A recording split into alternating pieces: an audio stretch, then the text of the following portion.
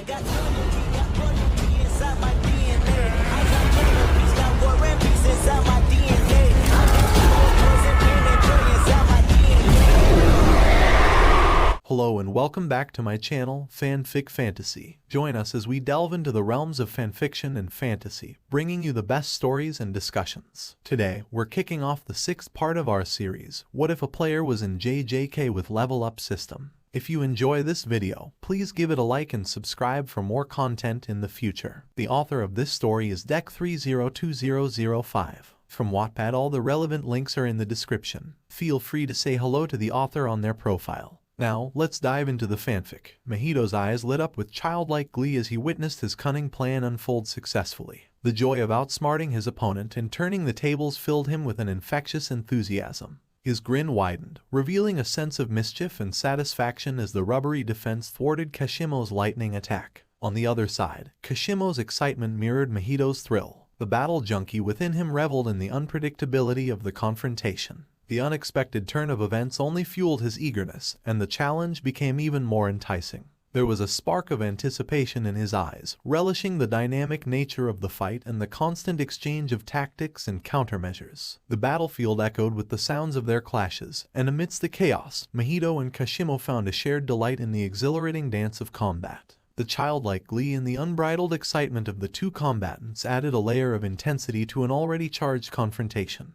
The thrill of battle continued, but Mahito couldn't ignore the persistent drawback of facing Kashimo. Each punch from the battle junkie carried a troublesome static sensation, as if Mahito was being electrified with every blocked hit. The annoyance began to wear on him, disrupting the flow of his attacks and defenses. In response, Mahito, ever the master of transfiguration, decided to adapt. With a swift transformation of his own body, he altered its composition in a way that minimized the impact of the static feeling. The annoyance now became a mere inconvenience as Mahito sought to regain control over the fight. Kashimo was having an absolute blast in the midst of the battle against Mahito. With every passing second, the fight became a thrilling spectacle of creativity and adaptation. Mahito's transfiguration skills added an extra layer of excitement to the confrontation. As Kashimo unleashed his attacks, Mahito responded with a dynamic dance of transfiguration. Each movement was calculated, a strategic alteration of his own body or the environment, aimed at gaining the upper hand. Kashimo, far from being deterred, reveled in the constant shifts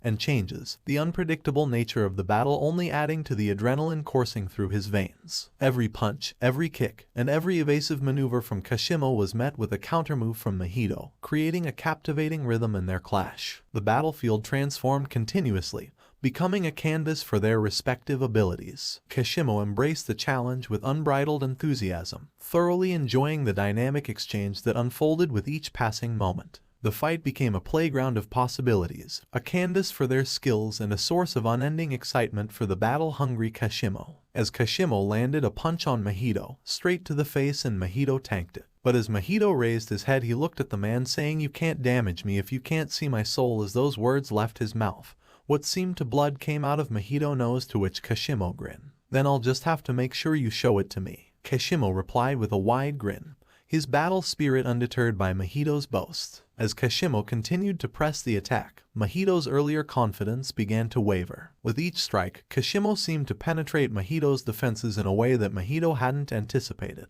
The confusion set in as Mahito realized something unexpected. His soul was indeed being damaged. A look of bewilderment crossed Mahito's face, his eyes widening in surprise. The revelation that Kashimo had found a way to harm his soul left Mahito momentarily off balance. It was an unforeseen turn of events that disrupted Mahito's calculated approach to the battle. Mahito's realization hit him like a sudden revelation. The pieces of the puzzle fell into place as he looked at Kashimo with newfound understanding. This man wasn't just an ordinary opponent, he was a reincarnated player, much like Yuji in the case of Sukuna. However, the crucial difference here was that Kashimo's host body didn't possess the ability to suppress him. Mahito's grin widened as he welcomed the unexpected twist in the battle. Far from being scared or deterred, he found a renewed excitement in the realization that his opponent, Kashimo, had the ability to damage his soul. The prospect of facing a formidable adversary who could truly challenge him ignited a spark of enthusiasm within Mahito. In Mahito's eyes, the unforeseen turn of events added an exhilarating dimension to the fight. The prospect of a challenging and dynamic battle, where both sides could inflict significant damage, was exactly what Mahito craved.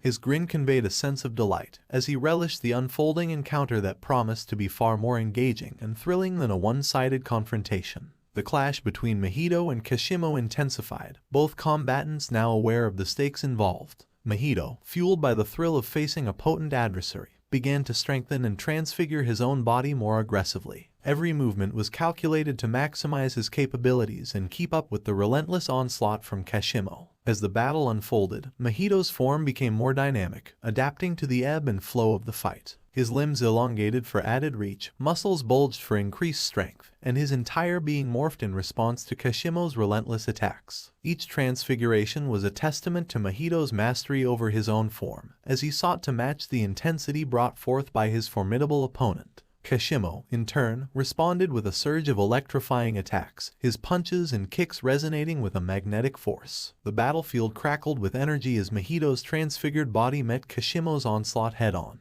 The fight became a mesmerizing display of strategy and power, with both combatants pushing their limits to outmaneuver and overpower the other. As the battle reached a pivotal moment, Kashimo's grin hinted at a strategic move, and Mahito, ever perceptive, could sense a familiar buildup of energy. The anticipation of the impending lightning strike filled the air, and Kashimo seemed poised to execute the same move again. Mahito, however, was not one to fall for the same trick twice. His disappointment was palpable as he mockingly questioned Kashimo's reliance on a seemingly predictable strategy. "You really expect this to work?" Mahito taunted, ready to counter the anticipated lightning strike. But, to his surprise, instead of the expected lightning, Mahito found himself facing Kashimo's fist. It was as if Kashimo's punch possessed a magnetic force that drew it unerringly toward Mahito's face. The disappointment in Mahito's expression shifted to bewilderment as he struggled to evade the relentless barrage of punches. In that moment, Kashimo's unexpected tactic left Mahito grappling with the unforeseen challenge, proving that the battle was far from predictable. From his vantage point above, Kenzo's keen eyes observed the evolving dynamics of the battle. As Kashimo adapted and shifted the rules of his technique, the expected lightning strike transformed into a relentless barrage of fists. It was a subtle alteration, yet one that proved effective in its consistency. Kenzo's gaze remained fixed on the unfolding spectacle, recognizing the strategic brilliance in Kashimo's adjustment. Instead of relying on a powerful but singular strike, Kashimo opted for a continuous onslaught. While each individual punch may have dealt less damage, the cumulative effect of a 50-hit combo created a relentless assault that Mahito found challenging to evade. The more hit Kashimo land, the more positive charge Kashimo land on Mahito, and that also mean his negative charges on himself would be also attracted toward Mahito, turning this into basically an infinite combo that Mahito needed to escape. As Kashimo's relentless barrage continued, Mahito found himself in a precarious situation. The creative and ever-adaptable cursed spirit needed a solution to break free from the seemingly infinite combo that Kashimo had unleashed upon him. Using his transfiguration abilities, Mahito decided to manipulate his own form to counteract the accumulating positive charge. As Kashimo's punches landed, Mahito began altering his body at a rapid pace, turning parts of it into rubber and other insulating materials. This strategic use of transfiguration served a dual purpose. It not only lessened the impact of Kashimo's punches, but also disrupted the magnetic attraction between their charges. In doing so, Mahito skillfully navigated the complex dynamics of the electromagnetic forces at play. By adjusting the properties of his body with each strike, he created a temporary repulsion to counterbalance the accumulating positive charges. This allowed Mahito to evade the predictable cycle of attraction that could have turned the combo into an endless loop. Mahito's creative and adaptive approach showcased his mastery over transfiguration, providing him with the means to break free from the potential infinite combo. Despite the challenges presented by Mahito's adaptive transfigurations, Kashimo's excitement only grew. The fact that his opponent remained resilient and continued to respond to each punch with creative adaptations thrilled Kashimo to the core. A wide grin spread across Kashimo's face as he reveled in the ongoing battle. The unpredictability and ingenuity displayed by Mahito fueled Kashimo's enthusiasm. For a battle junkie like him, the thrill lay not just in overpowering opponents but in the dynamic exchange of techniques and strategies. As the fight progressed, Kashimo's eyes sparkled with excitement. He relished the opportunity to face a foe who could match his combat prowess, pushing him to refine his own techniques and explore new possibilities. The challenge posed by Mahito's resilience and adaptability only fueled Kashimo's desire for an even more exhilarating confrontation. In the midst of the intense battle, Kashimo's heart raced with anticipation, savoring every moment of the thrilling exchange. The excitement of facing a worthy adversary fueled his determination to push the limits of his abilities and revel in the joy of a challenging fight. With an exhilarating battle unfolding before him, Kashimo reveled in the satisfaction of finally encountering an opponent who wouldn't crumble with a single strike. The dynamic clash with Mahito provided Kashimo the challenge and excitement he had been seeking. The joy of facing a resilient adversary, capable of adapting and enduring, added a new dimension to the thrill of combat. As the fight continued, Kashimo's appreciation for the struggle deepened. The prospect of a prolonged, challenging battle against Mahito filled him with a sense of accomplishment. This was the kind of fight that fueled his passion for combat, offering a chance to push his own limits and explore the full extent of his abilities. In the midst of the intense exchange, Kashimo embraced the exhilaration of facing a foe who could withstand his attacks and respond with equal vigor. Kashimo's eyes gleamed with excitement as he surveyed the ongoing battle. A triumphant grin adorned his face, and his voice carried a tone of exhilaration. "Ah, this is what I've been waiting for. A real challenge," Kashimo exclaimed, his enthusiasm evident in every word. "You've got some impressive tricks, Mahito. I love it. Let's keep this dance going. I want to see how far we can take this." His words were punctuated by the thrill of the fight, and Kashimo's battle junkie spirit soared with each passing moment. The dynamic exchange of blows, the unpredictable nature of Mahito's transfigurations, it was everything Kashimo had hoped for in a worthy adversary. As he continued to engage Mahito, Kashimo's excitement only grew. "Come on, show me what else you've got up your sleeve. I'm not done enjoying this yet," he exclaimed, relishing the exhilaration of the battle and the prospect of pushing both himself and Mahito to their limits. In the midst of their intense battle, Mahito made a daring move, rushing towards Kashimo with outstretched hands. In a fleeting moment, their palms connected, and Kashimo felt the distinct sensation of his soul being transfigured. Reacting swiftly, Kashimo kicked Mahito's hands away, creating a brief distance between them. "Oh man, I thought I had it this time," Mahito remarked in a playful, childish tone, seemingly unfazed by the exchange. The dangerous dance between them continued, each move carrying the potential for soul-altering consequences. The stakes were high, and Kashimo couldn't help but relish the perilous nature of their confrontation. As the battle raged on, both combatants sought openings and exploited vulnerabilities, fully immersed in the thrill of the fight. As Kashimo relentlessly pressed his assault, he charged towards Mahito with unwavering determination. Seizing the opportunity, he aimed a powerful strike at Mahito's head. The crafty curse, however, effortlessly evaded the attack by detaching his head, allowing it to float momentarily before seamlessly returning to its rightful place. The battle between Kashimo and Mahito unfolded with an almost playful intensity, resembling a clash between two formidable forces. Kashimo's strikes were met with Mahito's agile and unorthodox defenses. Like a child engaged in a spirited game, Mahito blocked and countered, exhibiting a deceptive sense of innocence. Suddenly, Kashimo executed a well-timed kick, dislodging Mahito's defensive stance. Following up with a forceful punch to Mahito's chest, a distinctive black imprint emerged on the curse's torso.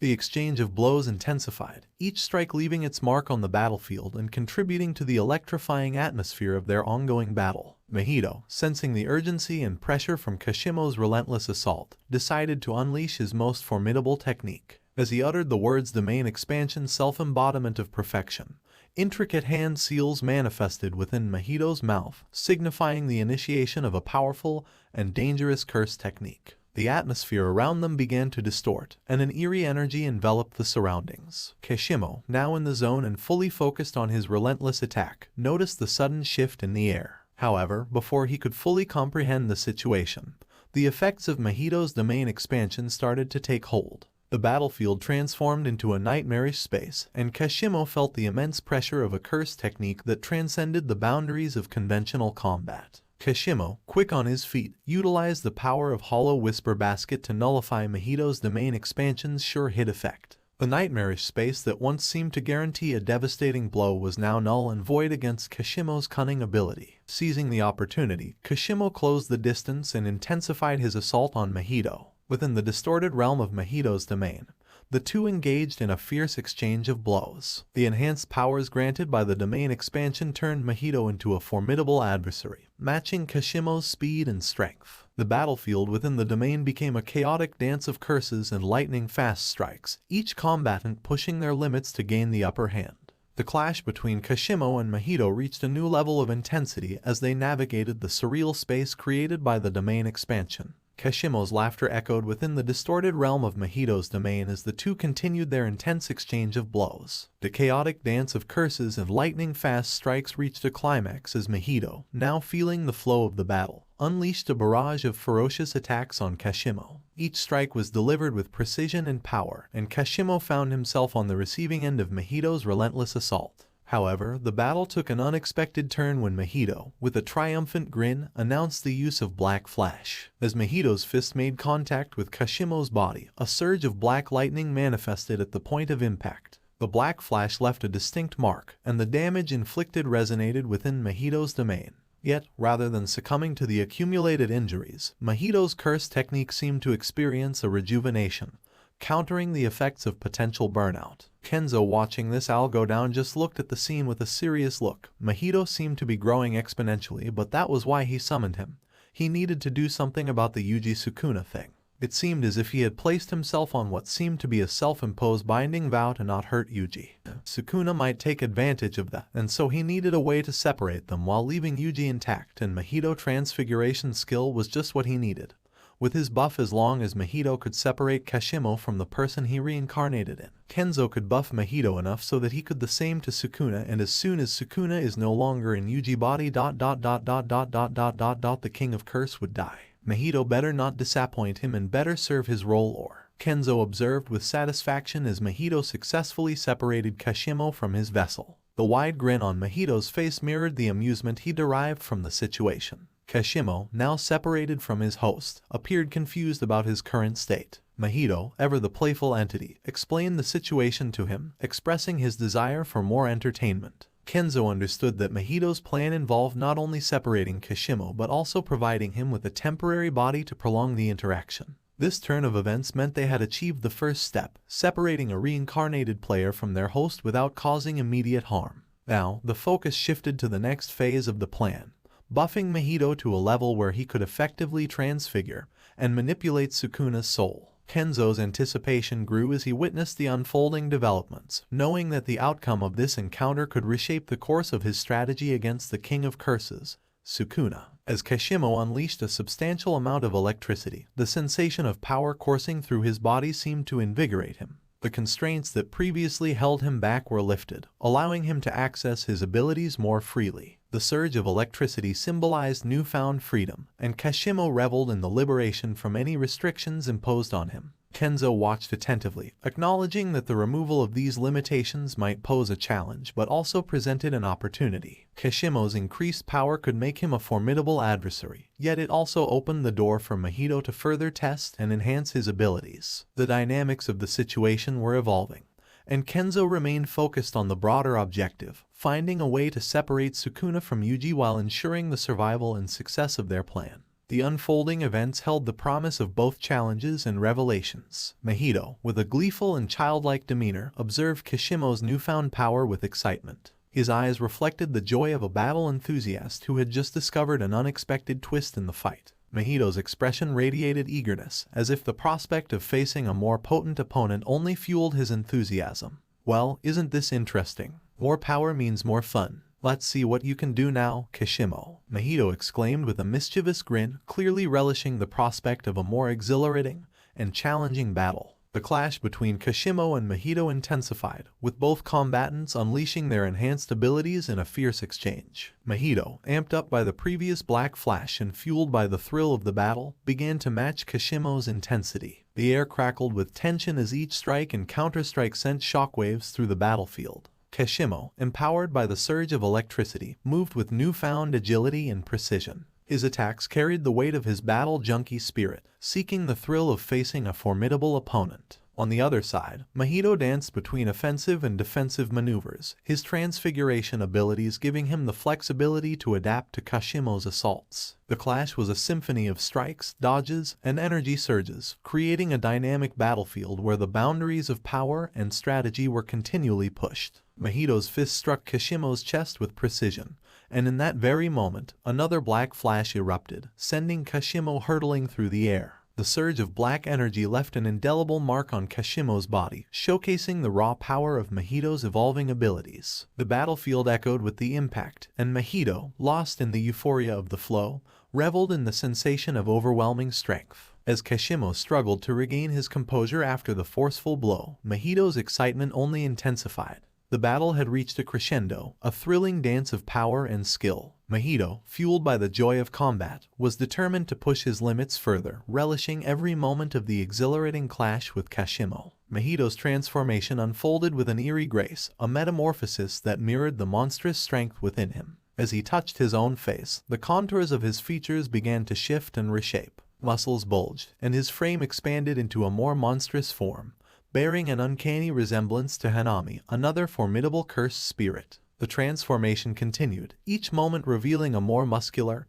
and monstrous version of Mahito. His body now boasted incredible toughness, a testament to the evolving power surging through him. The air crackled with an ominous energy as Mahito embraced his newfound strength, his grin widening with an almost childlike glee. The battlefield had become the canvas for his evolution, and Mahito reveled in the frightening beauty of his transformed state. "Finally, I see it, the true shape of my soul," Mahito declared with a wide grin, his voice carrying a mix of excitement and satisfaction. He relished in the revelation of his enhanced form, a manifestation of his evolving power. Kenzo, observing from the sidelines, could feel the immense surge of energy radiating from Mahito. With a sinister and almost childlike glee, Mahito turned his attention to the disoriented Kashimo. "What do you think of my new form?" he inquired, his voice filled with a twisted satisfaction. "The shape of my soul has evolved, thanks to you. I appreciate the entertainment you've provided. Now, let's see how you fare against the true embodiment of perfection."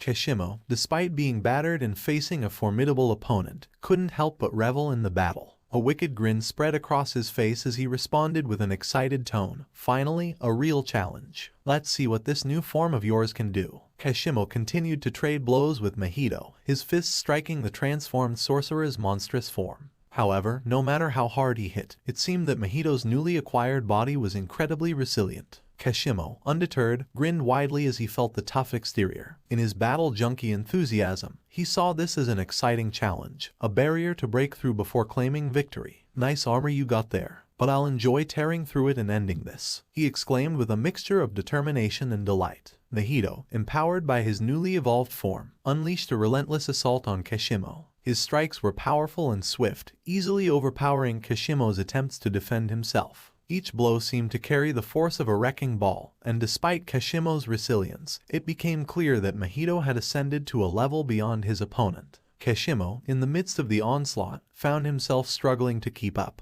The battle junkie excitement on his face began to brighten as he realized the vast difference in their strength. Mahito's evolution had turned the tide completely, and the fight was now a matter of time before he emerged victorious. This greatly excited him. Mahito, now possessing an enhanced and monstrous form, continued his relentless assault on Kashimo. With every strike, he showcased the raw power of his evolved physique. Kashimo tried desperately to defend himself, but Mahito's attacks were overwhelming. Each blow from Mahito's transformed body seemed to carry an unimaginable force. Kashimo's attempts to counter were met with ferocious resilience as Mahito's monstrous strength became increasingly apparent. The battle had shifted dramatically, and Kashimo found himself on the receiving end of an onslaught he couldn't match. Despite Kashimo's battle junkie spirit, the reality of Mahito's evolution became undeniable, but he didn't care. Despite the relentless beating he received, Kashimo refused to give up. With a burst of determination, he unleashed a massive explosion of electricity. The shockwave of energy rippled through the air, creating a powerful burst of light and sound. As the smoke cleared, Mahito's monstrous form emerged, his armor bearing visible cracks. Kashimo, on the other hand, was on his knees, utterly drained of energy. The battle had taken its toll on him, but there was still a triumphant smile on his face. Despite the odds, he seemed content with the outcome, having pushed himself to the limit. Kenzo appeared beside Mahito, and upon seeing Kenzo, Mahito broke into a childlike grin. "I did great, right?" "You did all right," Kenzo replied, his demeanor cool and collected.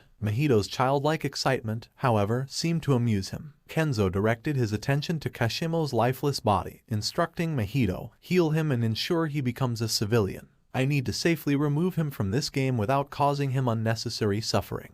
Mahito nodded enthusiastically, a wide grin plastered on his face. Following Kenzo's command, Mahito set to work, tending to Kashimo's injuries and altering his state to that of a civilian. Meanwhile, Kenzo gazed at Kashimo's lifeless form and then, with a command, uttered, "Arise." A surge of blue and purple energy emanated from Kashimo's body, and he materialized as a shadow soldier. As Kashimo stood before Kenzo, the latter noticed something intriguing. Kashimo had held back during the battle with Mahito. It seemed he had reserved the full extent of his curse technique, saving it for a confrontation with Sukuna. Kenzo couldn't help but find it a missed opportunity. Kenzo glanced at Kashimo before uttering the command, "Return." In response, Kashimo transformed back into his shadow form. Kenzo then turned his attention to Mahito, who had successfully carried out his instructions. After a few moments, Mahito stood up, a grin stretching across his face. "Did it?" Kenzo nodded in acknowledgement before instructing, "Return." Mahito, still smiling, returned to Kenzo's shadow. Following this, Kenzo summoned a sufficiently strong shadow soldier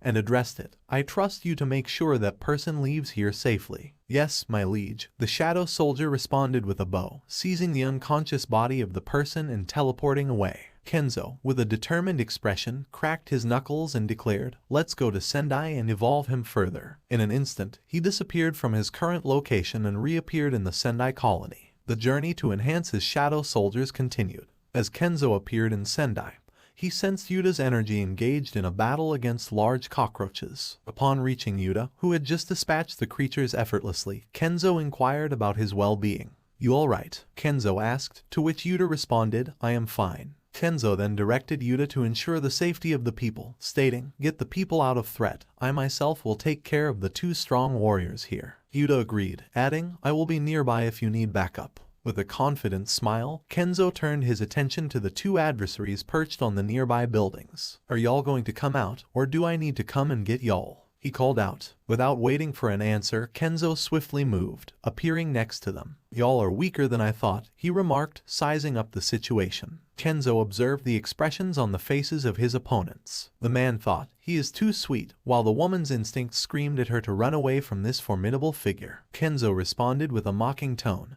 "Well, aren't you just the perfect test run for me to evolve Mahito?" He summoned Mahito from his shadow and instructed his opponents, "8, you two fight him at the same time, don't hold back." The man, showing defiance, retorted, "And what if we don't?" "Then I will kill you," Kenzo declared coldly, causing a cold sweat to appear on the man's face. Kenzo continued, "Anyway, if y'all win, I will let you live, and that's a promise," he added with a cold look. "Now then, do what y'all ancient sorcerers are good for and get to fighting," Kenzo said coldly, fixing them with a gaze that seemed to pierce through their very souls. The two opponents couldn't shake off the feeling that death itself was staring straight at them. As Ryu and Yuro launched a coordinated assault on Mahito, the battlefield became a spectacle of intense clashes and distorted energies. Mahito, in response, utilized his transfiguration abilities to warp his own form and manipulate the environment to evade their attacks. Ryu focused on channeling powerful blasts of cursed energy from his Pompadour cannon, aiming to hit Mahito directly and overwhelm him with sheer destructive force. Meanwhile, Yuro controlled the sky,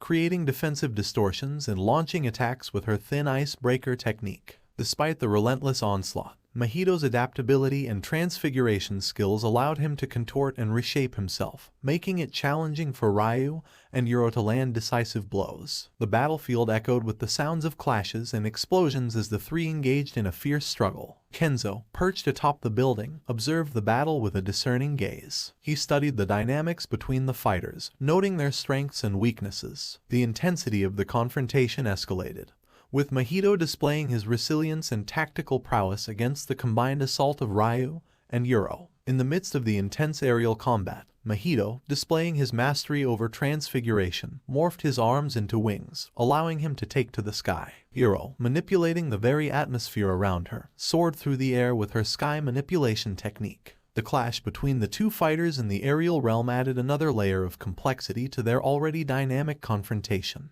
As Mahito reached Hiro, he altered the size and form of his hands, aiming a powerful attack at her. However, Hiro swiftly responded, conjuring her thin ice breaker. The distortion in the sky created a shockwave that collided with Mahito's transformed arms, dealing damage to them. Despite the injury, Mahito pressed on with his assault, and Hiro, unable to fully withstand the force, was struck and sent hurtling downward. Just as Mahito was floating triumphantly in the air, a directed blast of cursed energy, Granite Blast, fired by Ryu, hit him with considerable impact. The attack caused visible damage to Mahito, but he promptly initiated his regenerative abilities, healing the wounds inflicted by Ryu's powerful assault. The battle in the skies continued, each fighter showcasing their unique abilities in a relentless exchange of attacks and counters. Kenzo looked down at the battle from where he was sitting. By the end of this fight, Mahito should be good enough for Kenjaku, and after Kenjaku, Mahito could transfigure a weakened Sukuna, which was good enough for Kenzo. Mahito, although initially appearing a bit injured, swiftly utilized his transfiguration abilities to erase any evidence of harm from his body. The burn marks disappeared as he restored himself to an undamaged state. Seizing a nearby rock, Mahito hurled it with incredible force toward Ryu,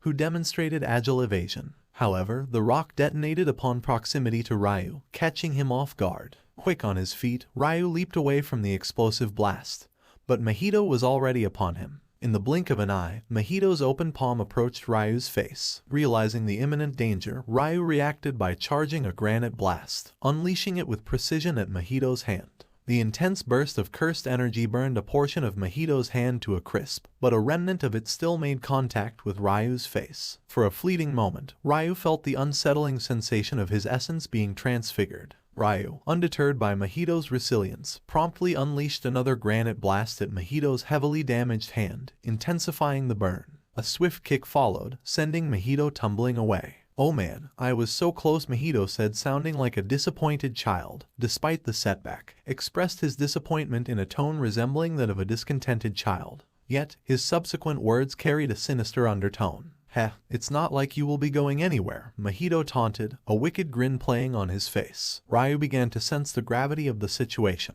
realizing that this fight could lead to his demise if he didn't give it his all. The looming presence of Kenzo, standing atop the building, intensified the eerie atmosphere. The notion that death itself, embodied by the likes of Ryoma and Sukuna, observed their battle for mere amusement unsettled Ryu. A calamity of such magnitude born in the modern age defied belief, and the weight of the impending struggle pressed heavily upon him. A sudden crack appeared on Mahito's body as he spat out a copious amount of blood, caught off guard by a mysterious force. Before Mahito could recover, he was met with a point-blank, fully charged granite blast. The impact sent him hurtling hundreds of feet away, leaving his body visibly scorched. However, the rapid regeneration of Mahito's wounds suggested a swift healing process. TCH, Yuro uttered in frustration, realizing that her sneak attack hadn't been enough to vanquish Mahito. She felt an urgency to escape quickly, wanting to distance herself from the ominous figure watching from above. Briefly locking eyes with Kenzo, she promptly averted her gaze, feeling like a mere insect in the presence of a higher being. Yuro was determined to end Mahito swiftly and make a hasty retreat, hoping that the enigmatic figure above wouldn't change his mind and decide to eliminate her on a whim. Seizing the moment, Yuro and Ryu coordinated a joint attack, leaping towards Mahito in an attempt to overpower him. Despite their synchronized assault, Mahito appeared to revel in the pain he endured. The more damage inflicted upon him, the more he seemed to relish the chaos and violence. As they closed in, Yuro unleashed her sky manipulation technique, distorting the air and space around them to create a chaotic battleground. Simultaneously, Ryu charged up another granite blast, readying himself for a devastating strike. The atmosphere crackled with tension as the duo approached Mahito, determined to end the battle swiftly. Yuro and Ryu pressed their advantage, launching a barrage of coordinated attacks against Mahito. Yuro manipulated the sky around them, creating disorienting distortions that forced Mahito to constantly adjust to the shifting battlefield. At the same time, Ryu utilized his cannon-shaped pompadour to shoot directed blasts of cursed energy, granite blasts, with pinpoint accuracy. As Mahito evaded one granite blast after another, Yuro exploited the openings created by the rapidly changing environment. She darted around him, using Thin Icebreaker, her thin layer of manipulated sky, to unleash focused shockwaves aimed at disrupting Mahito's movements. The shockwaves were designed to slip past his guard and generate substantial destructive force upon impact. Ryu continued his relentless assault, firing granite blasts with precision and power. The air crackled with the release of hyper-concentrated cursed energy, each blast aimed at wearing down Mahito's defenses. The combined efforts of Yuro's dynamic manipulation of the battlefield and Ryu's potent ranged attacks created a relentless onslaught, with Mahito forced into a defensive posture. Mahito, however, reveled in the chaos. The more they attacked, the more invigorated he seemed to become. His laughter echoed amid the skirmish, a manic symphony that unsettled both Yuro and Ryu. Despite the damage inflicted upon him, Mahito appeared to feed off the pain, as if the very essence of conflict fueled his strength. In response to the onslaught, Mahito unleashed his transfiguration ability to warp his own form and the surrounding space. His limbs transformed into grotesque appendages, each movement a dance of distortion and adaptation. The air resonated with the clash of attacks and the grotesque symphony of Mahito's laughter. Yuro and Ryu, undeterred by Mahito's resilience, maintained their assault. Yuro's Thin Icebreaker struck true, creating shockwaves that disrupted Mahito's attempts to counterattack. Ryu adjusted his tactics, firing granite blasts strategically to limit Mahito's mobility. However, Mahito's regenerative abilities allowed him to endure and heal rapidly, adding a layer of frustration to the intense battle. Amidst the chaotic battlefield, Yuro and Ryu gradually became aware of a disconcerting truth. Mahito was adapting and evolving with each passing moment. The longer the battle persisted, the more apparent it became that Mahito thrived on the intensity of the conflict. His laughter, once a disturbing backdrop, now carried an eerie undertone of anticipation and satisfaction. Yuro, manipulating the sky with her intricate control over space, noticed Mahito's movements becoming more fluid and unpredictable. The distortions she created seemed to have less impact on hindering his responses. The very air, once her ally, now felt like an accomplice aiding Mahito in his quest for dominance. Ryu, firing granite blasts with unwavering precision, observed Mahito's transfiguration techniques adapting to counter each attack. It was as if Mahito's form had become a canvas, continuously reshaping itself in response to the threats presented. The cracks in his body from previous assaults seemed to heal faster, and the grotesque appendages he crafted became more versatile. The realization dawned upon Yuro and Ryu: time was not on their side. Mahito, the embodiment of chaos, was evolving in the crucible of battle. His laughter echoed louder, a testament to the exhilaration he derived from the escalating conflict. Every attack, every dodge, and every transfiguration carried an undercurrent of improvement. As the duo exchanged glances, a silent agreement passed between them. The urgency of their situation demanded decisive action. The sky distorted further as Yuro intensified her control, creating an intricate lattice of overlapping spaces. Ryu focused his mind, charging his pompadour with an even more potent concentration of cursed energy. With a shared understanding, Yuro and Ryu launched a coordinated assault, their attacks synchronized in a desperate attempt to overwhelm Mahito. The Thin Icebreaker struck with newfound intensity, aiming to disrupt Mahito's adaptability. Simultaneously, a barrage of granite blasts rained down, creating a storm of hyper-concentrated energy aimed at testing Mahito's limits. Yet, even as the onslaught unfolded, Mahito met their efforts with a twisted sense of joy. His transfiguration danced through the chaos, adapting to each attack with an unsettling ease. The battle had reached a critical juncture, a race against time to incapacitate Mahito before his evolution outpaced their capacity to strike. The distorted sky above witnessed the unfolding struggle, a clash between sorcery and an ever-adapting calamity. The stakes rose with each passing moment, the outcome uncertain in the face of Mahito's relentless evolution. Domain expansion. Yuro and Ryu said at the same time, expanding their domain. They need to end this quickly. The clash of two domain expansions created a surreal landscape, a realm where the distorted spaces of Yuro and Ryu intersected, creating an intricate tapestry of swirling energies. Mahito, observing this clash with a grin, understood the inherent flaw in their collaboration. Ancient sorcerers were not known for their trust, and the tension between Yuro and Ryu was palpable. As the clash intensified, Yuro and Ryu exchanged wary glances. Their annoyance with each other momentarily took a backseat to the looming threat of Mahito. The Calamity grinned, realizing the predicament they had willingly thrust themselves into. It was a calculated move on his part to exploit the inevitable moment when their domains would collapse. For Mahito, this was an opportunity, a chance to strike when both sorcerers were vulnerable. He opted not to open his own domain, reserving it for the critical moment when Yuro and Ryu were succumbing to curse technique burnout. Mahito reveled in the irony that their mistrust would be their downfall. Ryu and Yuro, both aware of the delicate situation, were hesitant to undo their respective domains. Each held a trump card, a sure hit within their territory. However, the fear of the other turning hostile once Mahito was dealt with stayed their hands. It was a game of strategic patience, a test of who would break first. As the clash continued, the distorted spaces fluctuated in response to the sorcerer's wills. Mahito, like a puppeteer orchestrating the unfolding drama, bided his time. His grin widened as he anticipated the moment when the domains would collapse, leaving Yuro and Ryu vulnerable to his impending assault. The clash of domains became a metaphorical chessboard, and Mahito positioned himself as the player with the foresight to capitalize on the impending chaos. The tension in the air thickened as the three forces, Yuro's space manipulation, Ryu's concentrated blasts, and Mahito's malevolent presence, converged in a complex dance, each move carrying the weight of uncertainty. Mahito seized the opportune moment amidst the clash of domains. With a sinister grin, he rushed towards Yuro, the distorted spaces providing a chaotic backdrop to his calculated assault. As he reached her, Mahito's hand made contact with Yuro's face, a malevolent touch that heralded the transfiguration of her very soul. In that harrowing moment, Yuro felt the essence of her being tampered with. Mahito's curse technique worked its insidious magic, and the changes began to manifest. The destruction of her soul's integrity was like a silent scream echoing through the distorted dimensions. Specifically targeting her arms, Mahito's transfiguration wrought havoc on the spiritual and physical levels. Yuro's real arms, corresponding to the afflicted portions of her soul, were gripped by an eerie numbness. It was as if they ceased to exist, a surreal sensation that disconnected her from the very limbs she once took for granted. Mahito reveled in the success of his transfiguration,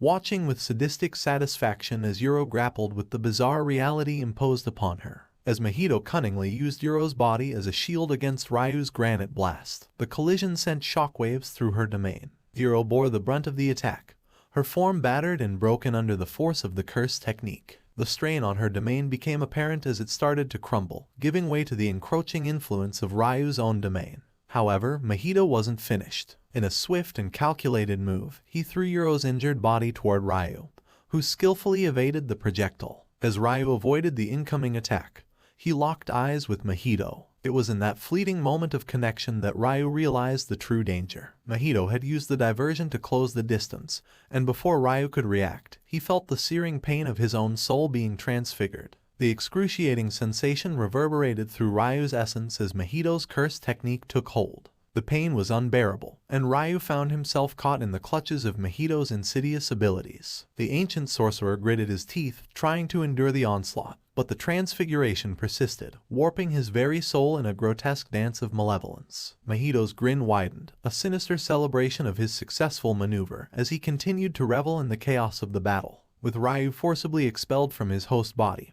he found himself standing alone, distanced from the ongoing chaos. Mahito, reveling in his successful separation, wasted no time. The remnants of Ryu's domain crumbled, and the malicious grin on Mahito's face widened. In the blink of an eye, the battlefield transformed as Mahito initiated his own domain expansion, the self-embodiment of perfection. As Mahito's domain unfolded, an oppressive atmosphere blanketed the area. The very essence of the environment seemed to distort under the influence of his overwhelming curse energy. The battlefield had become Mahito's domain, and in this space he held an unparalleled advantage. Ryu, now relegated to a separate body, could only watch as Mahito's power manifested in the expansive domain. The fight had taken a drastic turn, and the ancient sorcerer found himself in an incredibly precarious situation, standing on the precipice of an overwhelming force that sought to consume him entirely. Kenzo, seated atop a nearby building, observed the unfolding spectacle with an inscrutable expression. His sharp gaze surveyed the chaos below as Mahito's domain expanded, distorting reality itself. The clash between Yuro and Ryu against Mahito had taken an unexpected turn,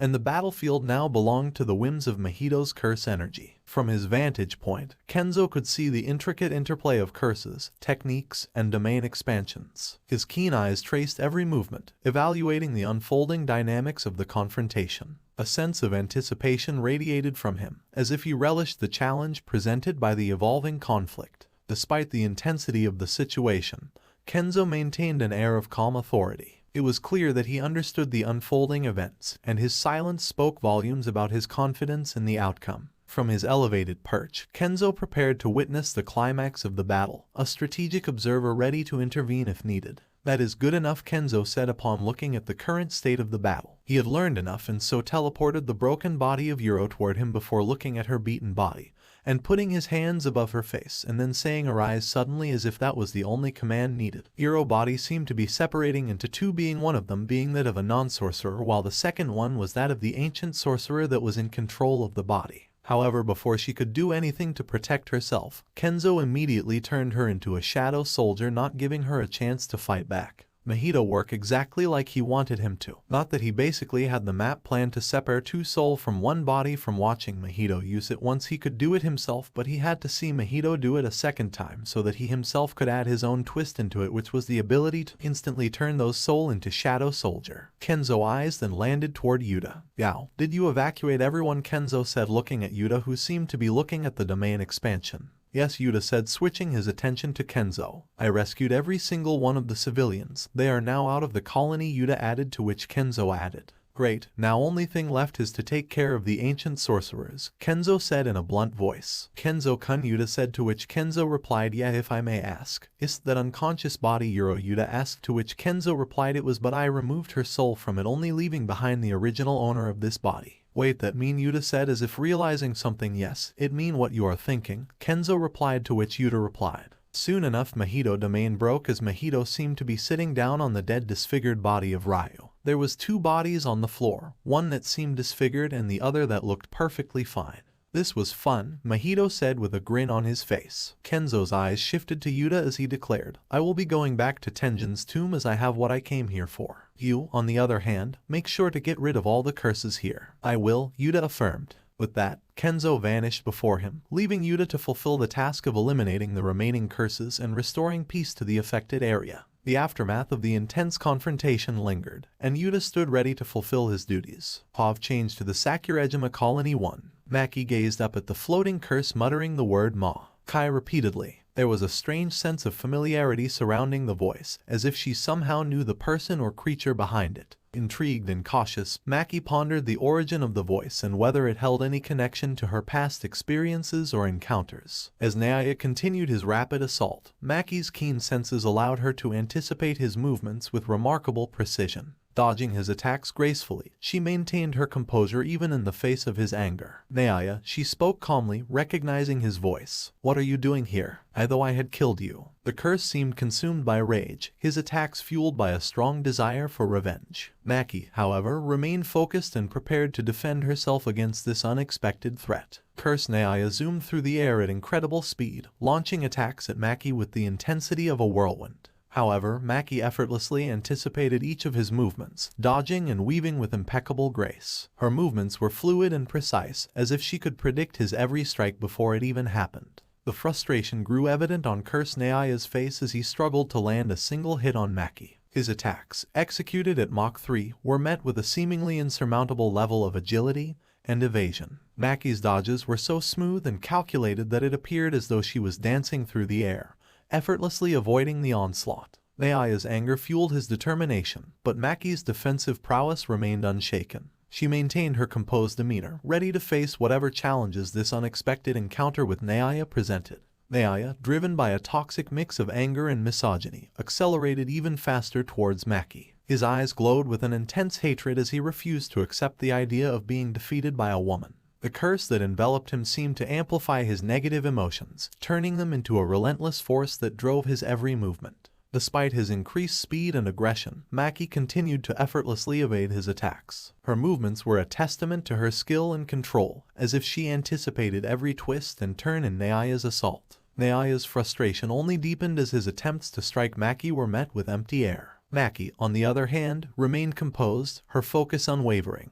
She saw through the hatred that fueled Naia's actions, and with each dodge, she displayed a quiet determination to overcome this cursed opponent. Naia, fueled by his toxic emotions, roared with anger as he continued his relentless assault on Maki. His voice reverberated with a mixture of frustration and deep-seated hatred. "You think you're so special, don't you? Dodging won't save you." Naia spat out the words with venom, convinced that overpowering Maki was the only way to prove his distorted beliefs. As he zoomed around at incredible speeds, he taunted Maki with his misogynistic rhetoric. "You can't escape forever. I'll make sure you pay for humiliating me." Despite his aggressive words, Maki remained silent, her focus unwavering. She continued to gracefully evade each attack, displaying a level of skill that only seemed to enrage Naia further. Driven by his toxic mindset, Naia's attacks became increasingly erratic and aggressive. The sky echoed with the sound of his furious shouts as he sought to impose his will on Maki, blinded by his own warped sense of superiority. As Naia's rage intensified, a dark energy enveloped him,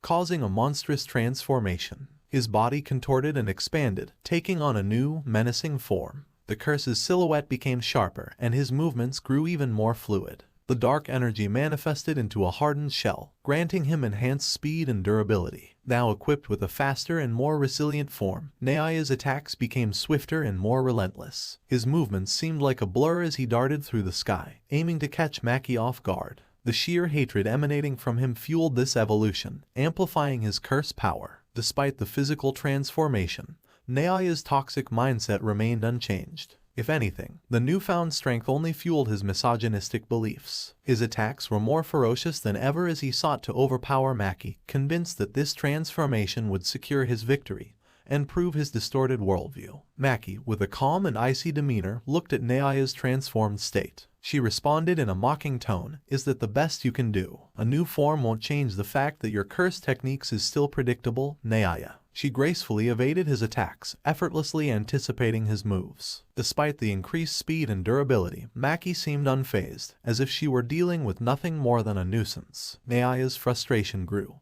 but Maki remained composed, ready to demonstrate that true strength went beyond physical transformations. Maki, drawing her sword with swift precision, suddenly closed the distance between her and Naia. Surging forward with newfound speed, she caught Naia off guard. He attempted to evade her, darting away, but Maki relentlessly pursued him. In a surprising turn of events, Naia shifted tactics and accelerated, reaching an incredible speed of Mach 4 as he aimed to slam into Maki. Despite his increased velocity, Maki remained composed, expertly predicting his movements and preparing to counter his attack. Maki used Naia's own speed against him as she let him slash himself into her sword, slashing the curse known as Naia in half. Even as Naia was sliced in half by Maki's sword, his deep-seated resentment and refusal to be defeated by a woman echoed in the air. The curse was physically separated into two halves, but his lingering hatred and misogyny persisted. Maki, unfazed by his stubbornness, observed the two severed parts of Naia with a cold expression.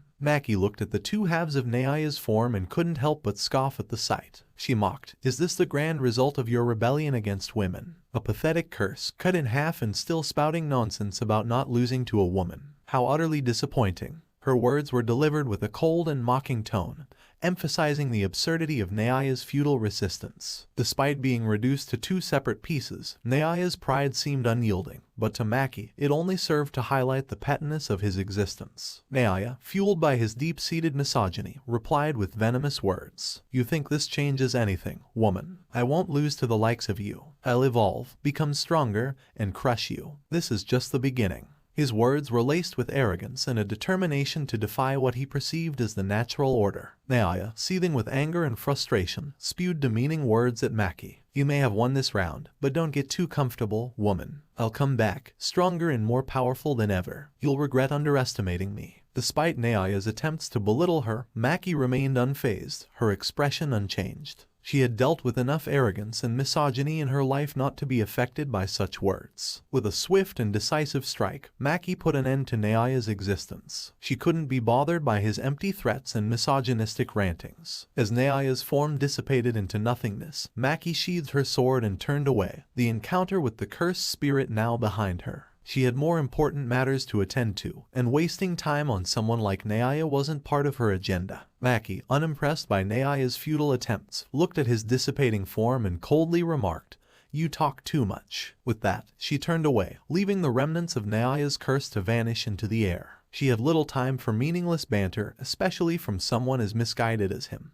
In the dimly lit room, Kenjaku stood before the USA president, his eyes glinting with a mysterious intensity. The air in the room felt heavy as he began to articulate his vision for a revolutionary energy source. "Mr. President, I present to you a solution that will transform the very foundation of your energy needs." Kenjaku spoke with an air of confidence. Curse energy, an untapped force that has the potential to power our nation for an unprecedented duration. As Kenjaku delved into the intricacies of curse energy, he painted a vivid picture of its capabilities, describing how it could be harnessed and utilized for the betterment of society. The president listened attentively, intrigued by the prospect of a new and potent energy source. Kenjaku's persuasive words carried an almost hypnotic quality, and with each passing moment, it became evident that he was not merely proposing a concept but unveiling a transformative power that could shape the future of the nation. The room buzzed with a sense of anticipation as the president considered the implications of embracing this unconventional form of energy. As Kenjaku saw their enthusiastic face inwardly, he grinned. Those power-hungry idiots were so easy to manipulate.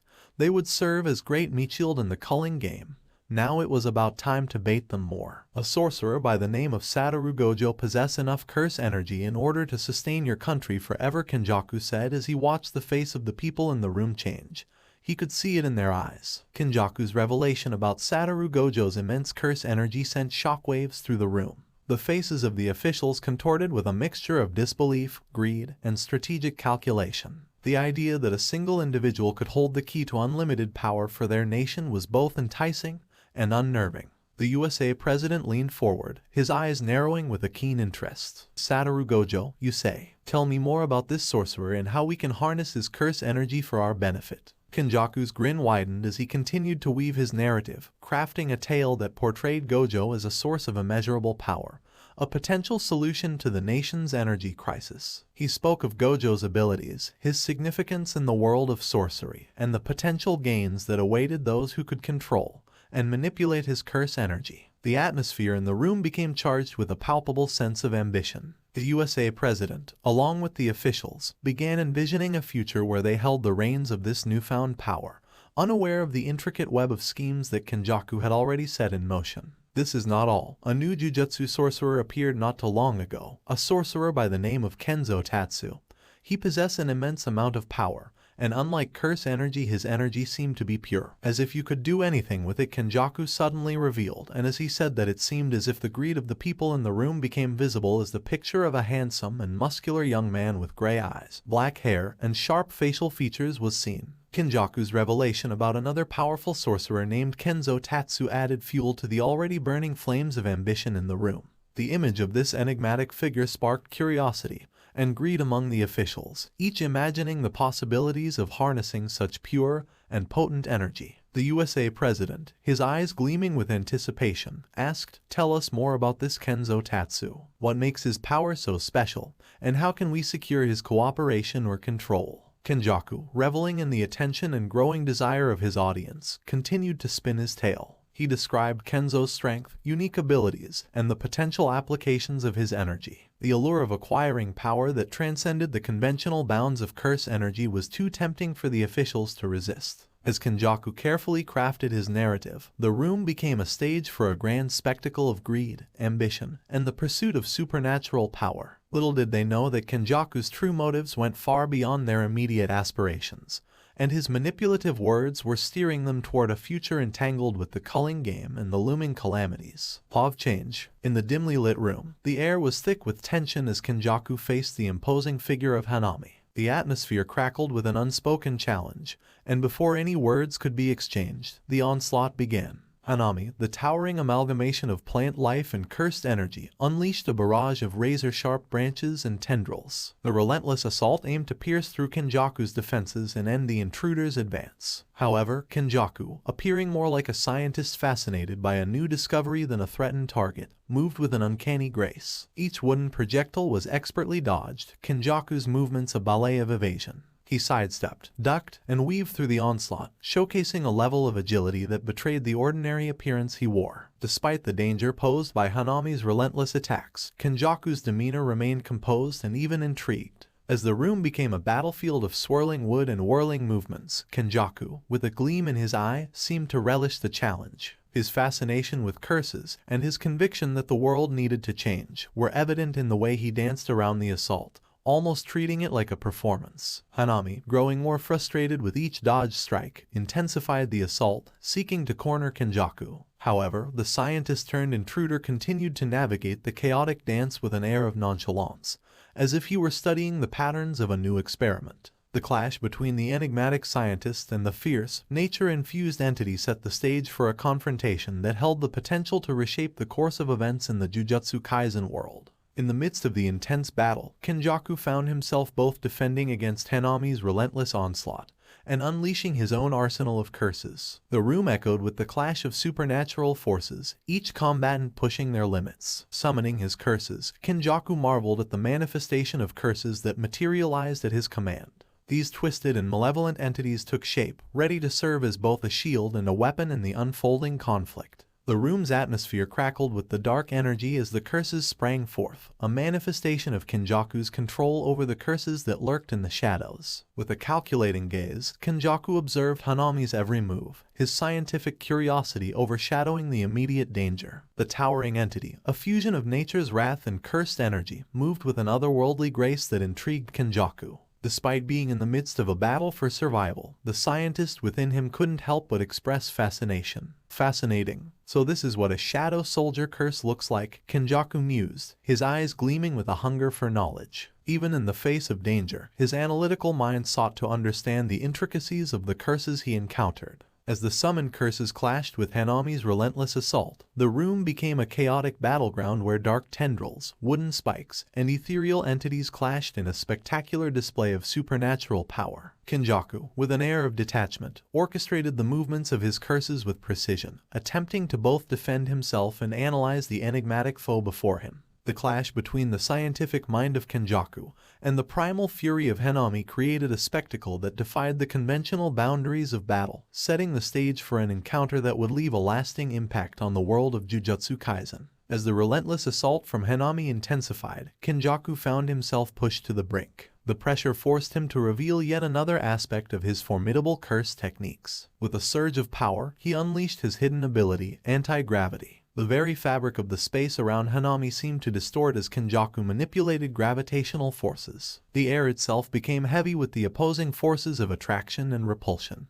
It was an attempt to crush Hanami under the unbearable weight of altered gravity, a demonstration of Kenjaku's mastery over the esoteric aspects of curses. However, Hanami, the amalgamation of nature's wrath and cursed energy, proved resilient. Enduring the immense pressure, Hanami pressed forward, weathering the effects of the anti-gravity technique. In a display of incredible strength, Hanami retaliated, delivering a powerful punch that sent Kenjaku hurtling through the air. The clash between Kenjaku's scientific manipulation of curses and Hanami's raw, primal power continued to escalate. The battlefield became a canvas for the convergence of mystical energies, each combatant striving to assert dominance over the other. The unfolding confrontation hinted at the vast potential and complexities that lurked within the world of Jujutsu Kaisen, setting the stage for a battle that transcended conventional boundaries. As Kenjaku regained his composure and fixed his gaze on Hanami, the colossal curse uttered words that sent shivers down Kenjaku's spine. "I have fulfilled my purpose," Hanami declared with an air of finality. In response to those ominous words, a mysterious portal materialized beside Hanami. From within the swirling vortex emerged the figure of Kenzo Tatsu, a sight that filled Kenjaku with an unease that transcended his usual calm demeanor. The young man, possessing a blend of charisma and strength,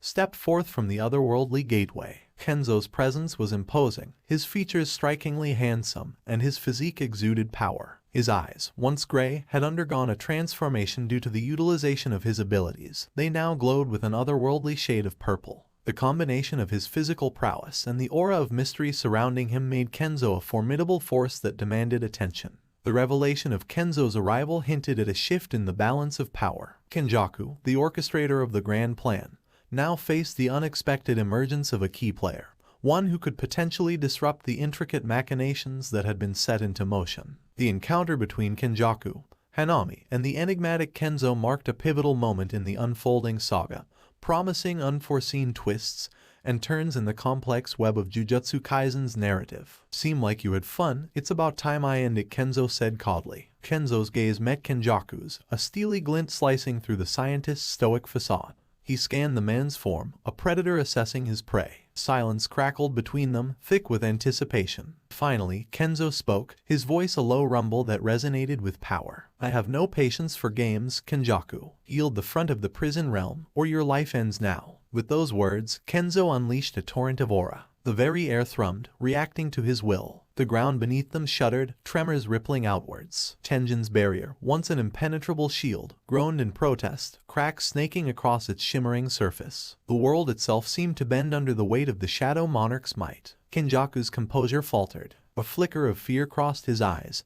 but it was quickly masked by defiance. He straightened, his voice firm despite the tremor in his hand. Kenjaku's heart hammered against his ribs, a cold sweat slicking his skin. This wasn't Gojo, not the arrogant powerhouse he'd so meticulously imprisoned. This was something colder, older, tinged with the chill of the grave. This was the Shadow Monarch. He knew of Kenzo's power, how he could turn death into a weapon, weaving fallen sorcerers into a terrifying army of shadows. Each whisper, each rumor sent shivers down his spine. Unlike others who collected intel through torture or fear tactics, Kenzo preferred his information direct from the source, the dead. Reviving fallen sorcerers, their memories intact, granted him access to knowledge most couldn't fathom. Kenjaku's voice, laced with a desperate edge, cut through the tension. You are just like him, he spat, his cold sweat mirroring the beads forming on Kenjaku's brow. Kenzo's amusement flickered. Choose your next words carefully, scientist, he said, his voice dropping to a chilling whisper. They may very well be your last. Silence descended, thick and suffocating.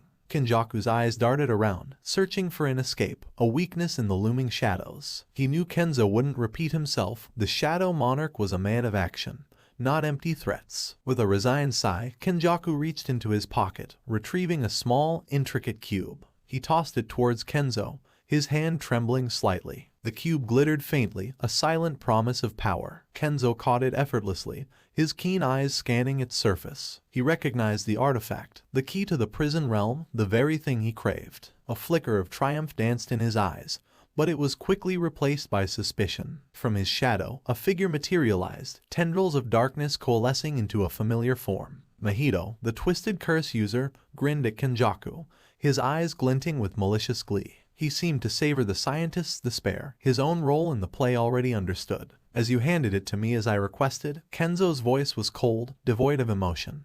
You may leave. I won't stop you. Kenjaku's heart hammered against his ribs. He knew the lie was as thick as the shadows around him. Every instinct screamed at him to flee, yet leaving him surrounded by Kenzo's soldiers was akin to a lamb entering a lion's den.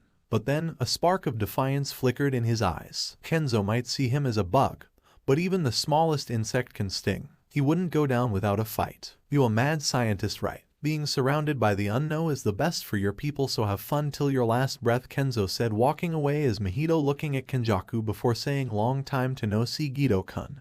Or should I call you Kenny? As the oppressive atmosphere of Kenzo's realm closed in on Kenjaku, a strange metamorphosis occurred within the depths of his being. Dread, initially the dominant emotion, began to intertwine with a peculiar sense of excitement. The impending doom that awaited him transformed into an exhilarating thrill, and a spark of defiance ignited within the mad scientist's soul. Kenjaku's eyes gleamed with a twisted delight, an unsettling grin tugging at the corners of his lips. If he was to meet his demise in this surreal domain, surrounded by shadows and unpredictable entities, then so be it. The impending chaos and the unknown that loomed over him held a strange allure. He found himself embracing the impending chaos with a newfound zeal, relishing the prospect of unpredictability. The impending encounter with the enigmatic figures that inhabited this dark realm seemed like a twisted dance, and Kenjaku was prepared to waltz through it, leaving his mark upon the shadows. In the face of the inevitable, Kenjaku's dread morphed into a bizarre form of exhilaration. He welcomed the impending storm, determined to revel in the chaos until his very last breath. Kenjaku's excitement bubbled forth in an unsettling display of enthusiasm. His eyes gleamed with an unhinged delight as he goaded Mahito, goading the curse user to unleash his full potential. The mad scientist reveled in the chaos that surrounded him, the shadows pulsating with energy that matched the fervor in his heart. Come at me, Mahito. Kenjaku's voice echoed in the dark expanse, a distorted blend of madness and anticipation. Don't be a disappointment. This is magnificent. His ability isn't like normal necromancy. He regains full control over anything he summons, and they retain their memories and seem to possess unwavering loyalty to him. Fascinating, Kenjaku exclaimed, his eyes roaming the scene with eager curiosity. He yearned to dissect this power further. So, that's how he does it. He extracts their souls before imbuing them with his own energy, granting them new bodies. Is this possible because of his mana, or could a curse technique achieve the same? Kenjaku pondered, even as his life hung precariously in the balance. The thought of the merger failing and his inevitable demise gnawed at him. Even if he somehow bested Mahito, the army of shadow soldiers surrounding him presented a formidable obstacle. He sensed that Mahito, despite his nonchalance, wasn't the strongest among them.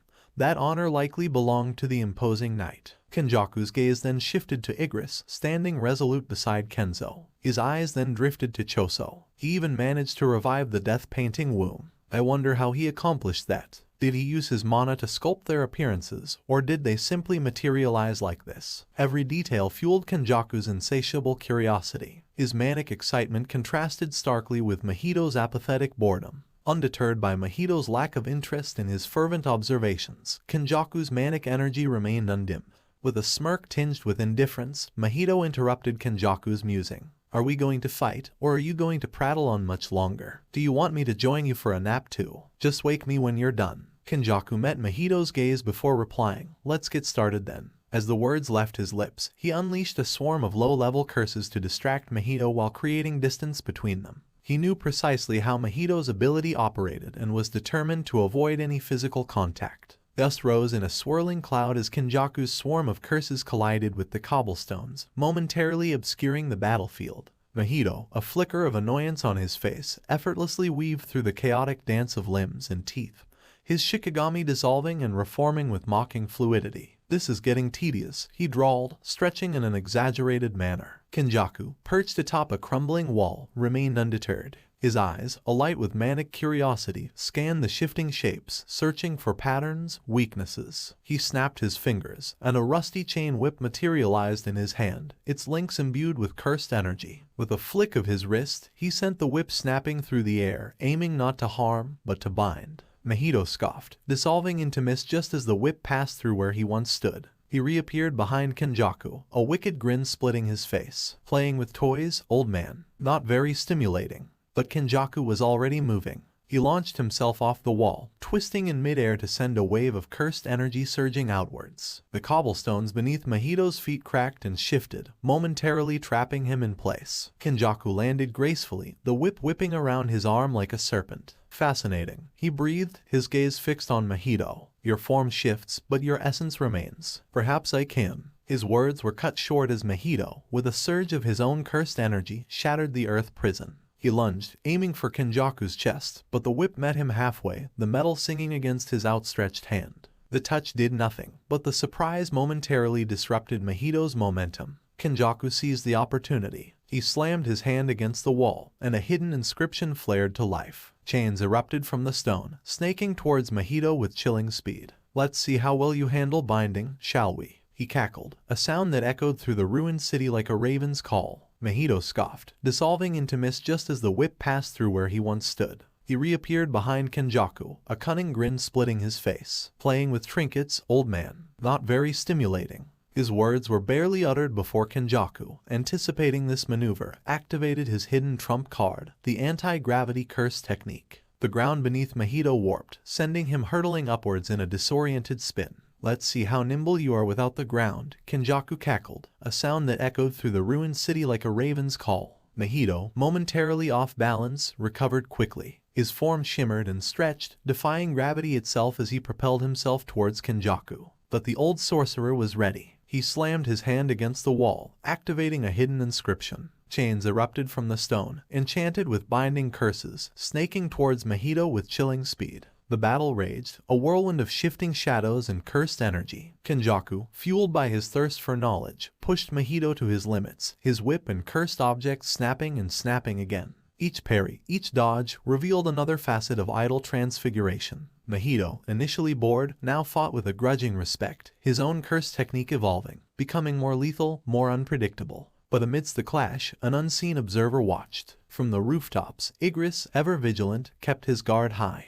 A sly smirk played on Kenzo's lips as he watched the swirling energy of the prison realm distort the air. Gojo, the mighty six-eyed sorcerer, was trapped within, stewing in his self-proclaimed boredom. Kenzo knew the words, the simple phrase that would shatter the barrier and set Gojo free. Yet, he held back. It wasn't about strategy or weakening Gojo, though those thoughts did dance at the edge of his mind. No, the truth was far more deliciously petty. The image of Gojo's smug grin contorted into frustration.